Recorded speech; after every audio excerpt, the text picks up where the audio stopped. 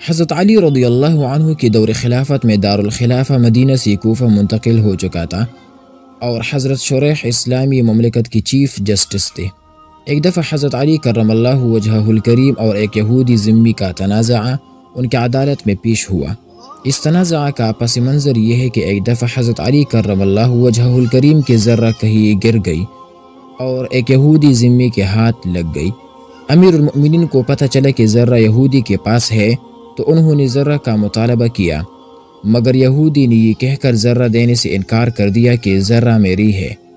حضرت علی کرم اللہ وجہہ الکریم نے یہودی کے خلاف عدالت میں دعویٰ کر دیا۔ قاضی شریح نے فریقین کے بیانات سنے۔ یہودی نے اپنے بیان میں کہا کہ ذرہ میرے ہے اور اس کا سب سے بڑا ثبوت یہ ہے کہ میرے قبضہ میں ہے۔ جسٹس شریح نے امیر المؤمنین سے اپنے دعویٰ کے ثبوت میں گواہ پیش کرنے کو کہا۔ امیر المؤمنین نے سیدنا حسن رضی اللہ عنہ اور قنبر کو گواہ پیش کیا۔ چیف جسٹس کہنے لگے، قنبر کی شہادت تو میں قبول کرتا ہوں، لیکن سیدنا امام حسن رضی اللہ عنہ کی شہادت قابل قبول نہیں۔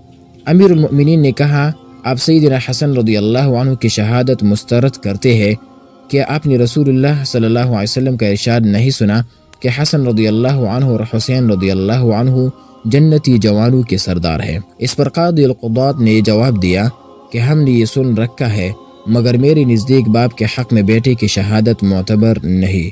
بس دوسرا گواہ نہ ہونے کی وجہ سے خلیفہ وقت کا یہ دعویٰ خارج کر دیا گیا، اور حضرت علی کرم اللہ وجہہ الکریم نے باوجود اس کے کہ آپ کرم اللہ وجہہ الکریم خلیفہ وقت تھے، اس فیصلے کے آگے سر تسلیم خم کر دیا۔ یہودی اس فیصلے سے بہت متاثر ہوا کہ ایک شخص صاحب اقتدار ہونے کے باوجود ذرہ اس سے نہیں چھینتا، بلکہ عدالت کے دروازے پر دستک دیتا اور مدعی کی حیثیت میں قاضی وقت کے سامنے پیش ہوتا ہے، اور پھر عدالت میں بھی اس کے ساتھ کوئی امتیازی برتاؤ نہیں کرتی۔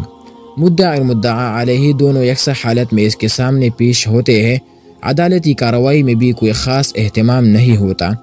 روایت بتاتی ہے کہ آپ کرم اللہ وجہہ الکریم کا یہ جمہوری طرز عمل عدالتی فیصلے کی پاسداری اور عدالتی عمل میں کسی قسم کے عدم مداخلت سے متاثر ہو کر وہ یہودی مسلمان ہو گیا۔ کیا اس وطن عزیز کے صاحبان اقتدار میں سے کسی نے بھی علی کرم اللہ وجہہ الکریم کے اس پہلو کو اپنایا؟ کس نے عدالت کے تقدس کی پاسداری کی اور کس نے اس کے تقدس کو پامال کرتے ہوئے اس مقدس پیشہ کو زر خرید لونڈی بنا ڈالا؟